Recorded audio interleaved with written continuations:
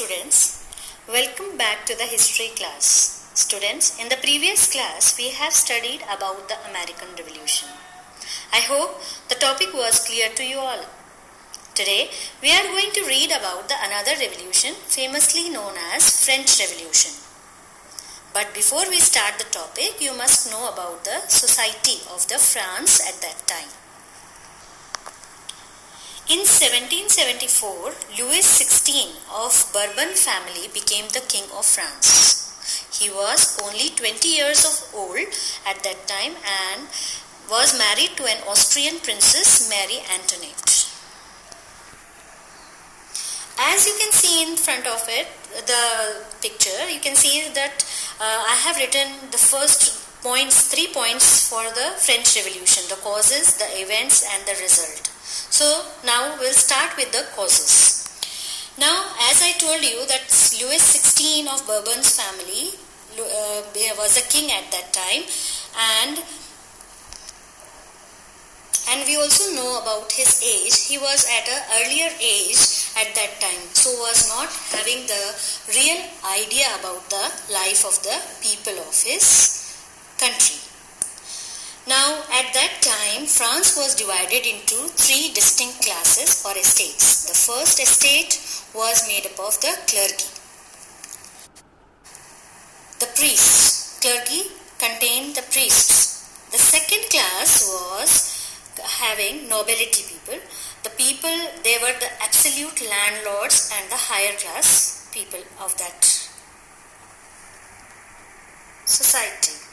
The third were the common people, in which the merchants, lawyers, teachers, peasants and artisans were there.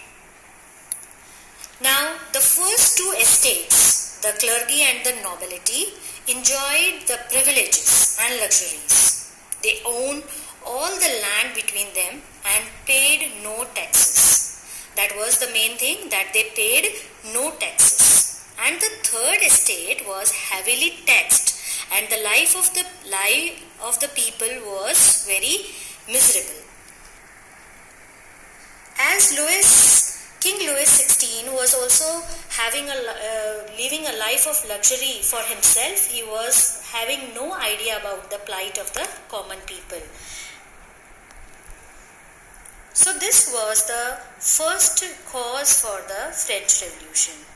There were causes in which, because of the luxurious life of King Louis XVI, the treasury was empty and expenses for maintaining the fort and the army was too much for him. Then the third, as we have studied in the American Revolution, that France helped the 13 colonies of America to get independence and help in the war, which added the debt on France. Now, the French people had to pay that debt, so what happened? They increased the taxes, and as you know that the taxes was paid by the third group only, the third group that come of common people. Now, that added to the plight of the common people. There was another causes. For example, the French philosophers. Now, here you can see there is a picture of the French philosophers like Rousseau, Montesquieu and Voltaire. These philosophers attacked the church and the nobility in their writings.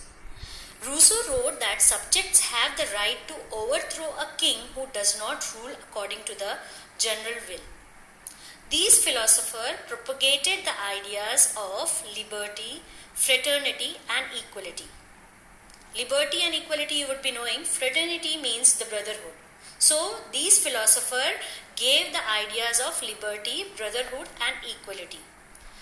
These helped the French people to get inspiration and they revolted. And in this, the American War, when the American War of Independence was there, when they got independence, that also inspired the people of France to overthrow the tyrannical system of the king and get independence. So all these were the causes of the French Revolution. Now some event happened. The event, there is a picture in front of you. It is the fall of Bastille. Actually, what happened on July 14, 1789, the people of Paris stormed the prison of Bastille. They freed all the prisoners and overthrown the monarchy. Now, overthrown the monarchy means they overthrown the kingdom of that king. The incident became the symbol of victory of the French people, and 14 July was observed as a national holiday in France. And what happened? King Louis XVI and his queen, they were first imprisoned and then later on they were put to death in 1793. There was a chaos for some time. There was a disturbance in among the people. The reign of the terror began under the radical groups, and it lasted to 1793 to 1794. And during this period, thousands of nobles, clergy, and even innocent men were executed. In 1795, France adopted the Declaration of the Rights of Man, which declared that the men are born free and equal, and a new constitution was framed. France became the republic with liberty, equality, and fraternity as their guiding principle. This is how they got their independence. Why I am using the word of independence? They were independent, but they got the independence from the tyrannical rule of the monarchy. Now they also adopted the democracy. Now, what are the results of the French Revolution? The French Revolution was also an event of great importance in the history of the world. Why? Because it introduced democratic ideas and ended the supreme rule of the kings. The nobles and the church lost their property and their land were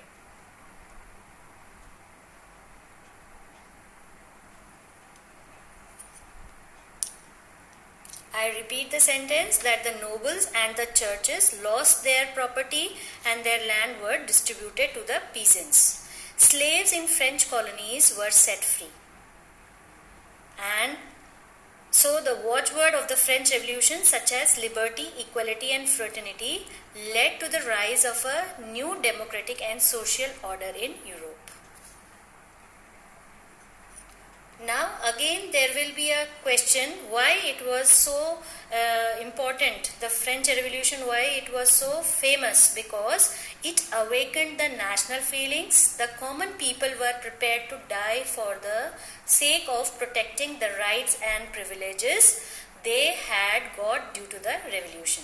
It also inspired other European people to overthrow their oppressive governments. Now the word liberty, equality, and fraternity finds a mention in the preamble of the Indian Constitution also. As you will be studying in the Indian Constitution, you will come to know that our Constitution is also having these words, and these words were taken from the American and the French revolutions. With this, students, we come to the end of the French Revolution, and there will be another part in which we will be describing about we will be reading about the Napoleon Bonaparte. Thank you.